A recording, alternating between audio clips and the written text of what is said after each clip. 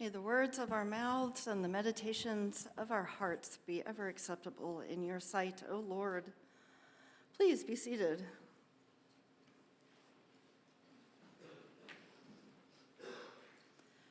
So last night, as I was preparing for today, and I don't save my sermon prep to the last night, I plan all week long, and anyway, not supposed to talk about our process, so I've already broken rule 1 of preaching. But I did. I went down this rabbit hole because I Googled. I was thinking about the movie Babe, first of all. Does anybody remember Babe? I know Phil does. But about the little pig who was able to shepherd and herd the sheep and the lambs, and it was a pig, and he and his owner became very bonded, very attached, and the little pig's name is Babe. So if you've not seen the movie, I do highly recommend it. But it got me thinking about herding dogs. And you may or may not be a dog person. It's going to be very clear here that I am. And dog is God, spelled backwards, for a reason.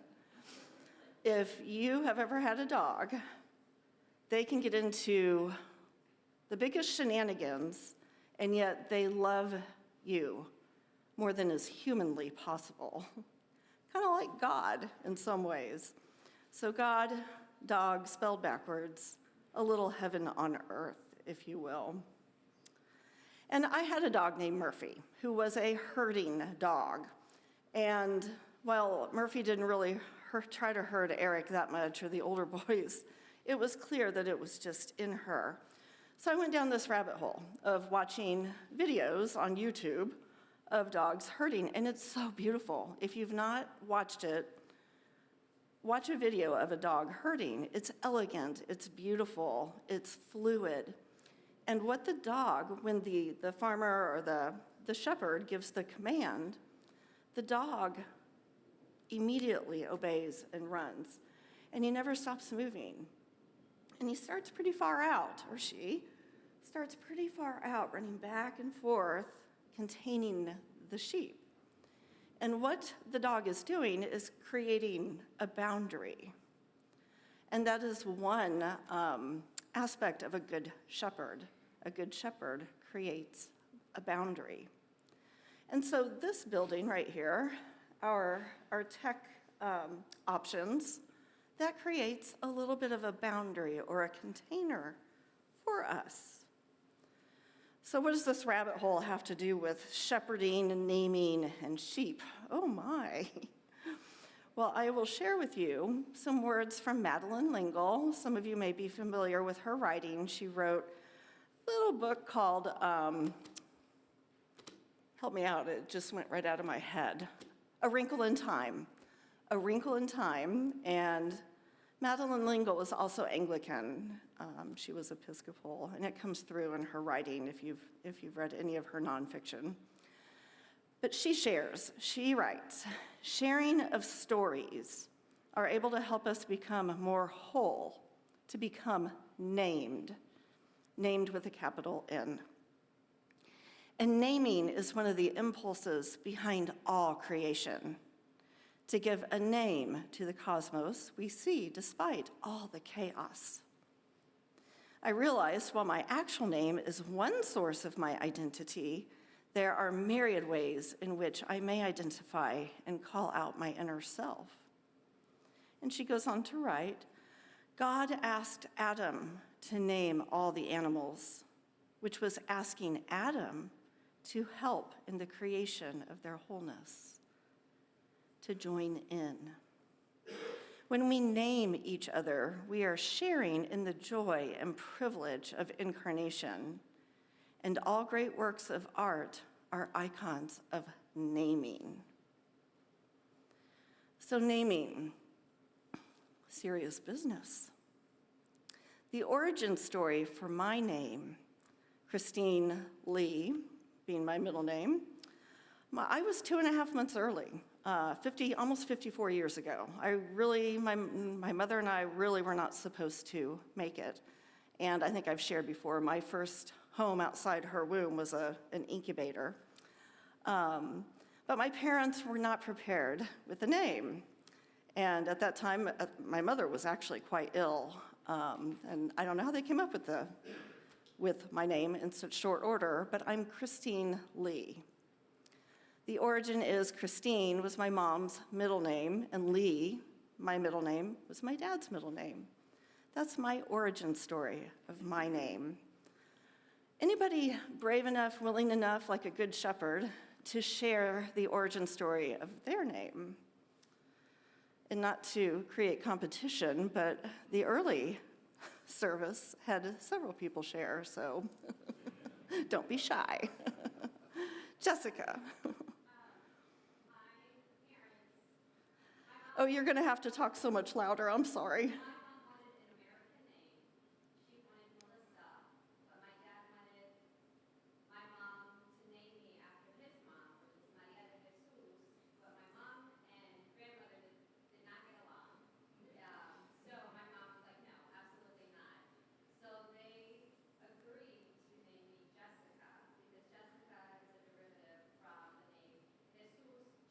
Right. So it kind of was a middle ground, and it allowed my mom to still have an American name. Yeah.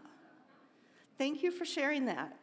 So the people online can hear too. Jessica, her mother wanted an American name of Melissa, and her dad, the mother-in-law.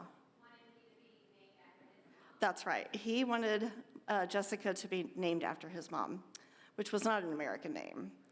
But they decided on Jessica because Jessica is a derivative of Jesus, of Jesus.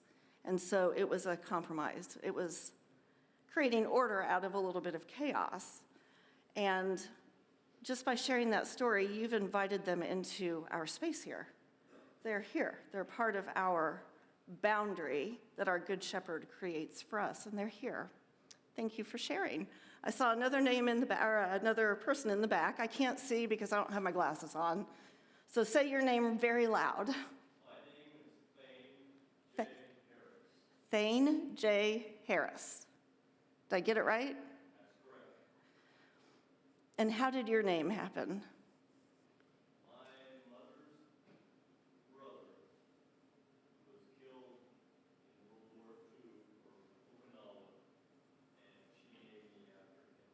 Oh.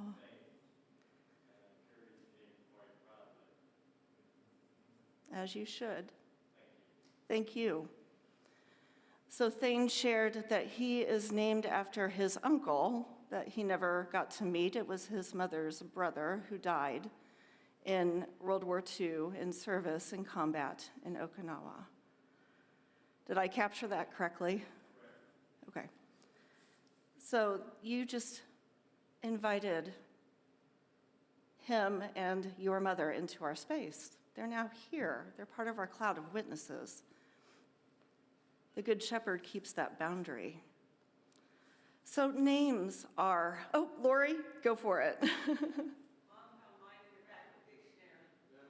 Back of a dictionary. Lorinda is in the, what does it mean? She just found the name in the dictionary. I see. Okay. Yeah, kind of like the modern day, the people can buy the naming books. Now people can look it up online. Yeah, so she found it in a dictionary and she liked the name. It spoke to her. You live into your name so beautifully because it's a beautiful name. Dictionaries.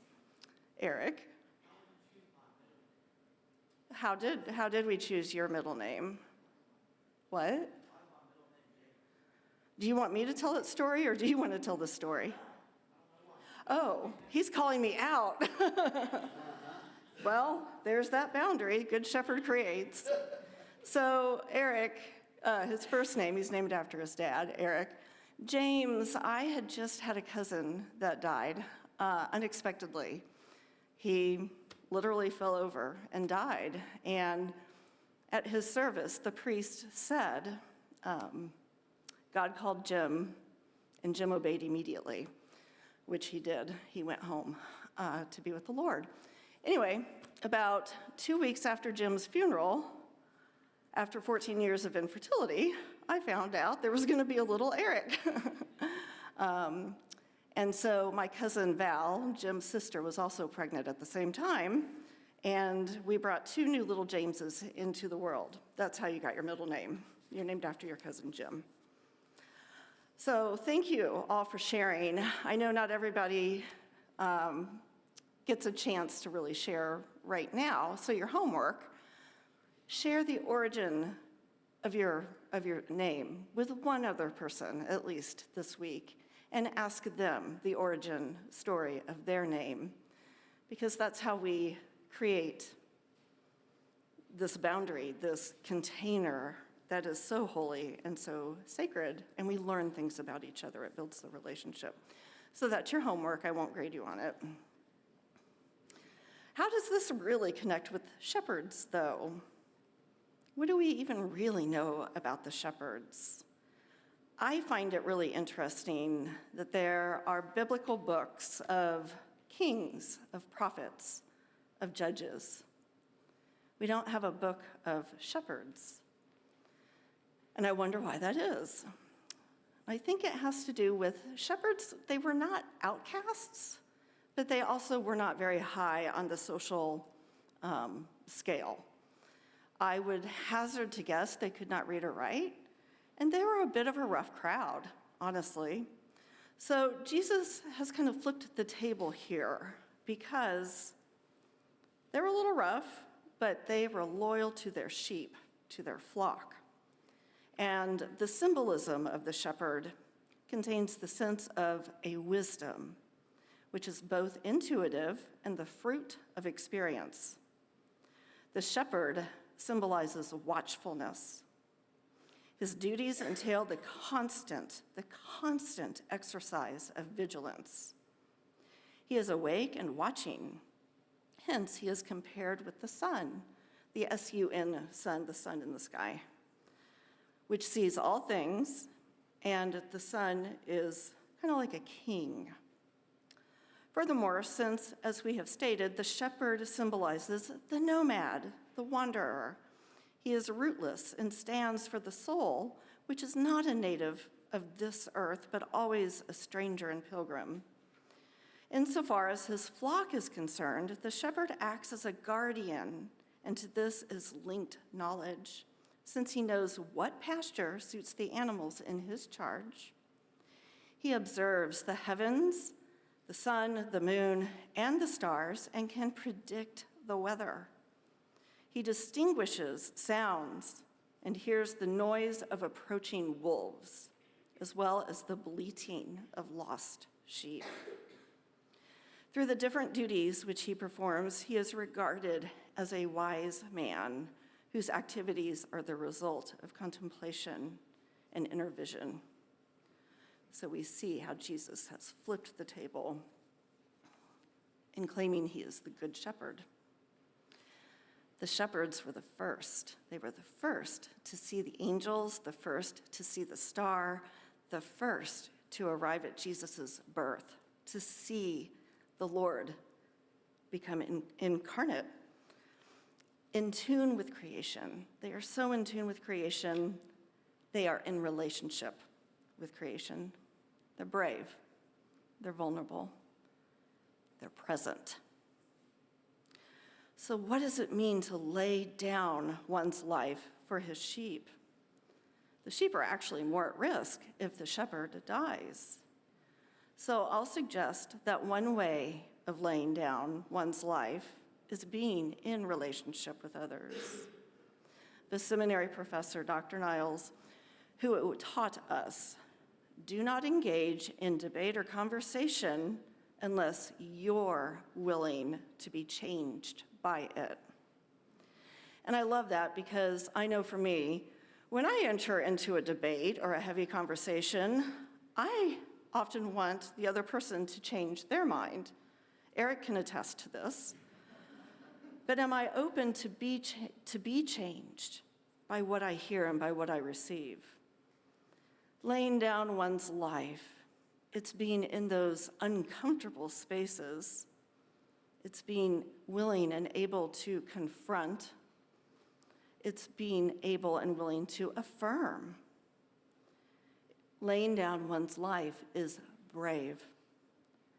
So Jesus laid down his life, not just literally for us, but Jesus also modeled throughout his life by being in relationship.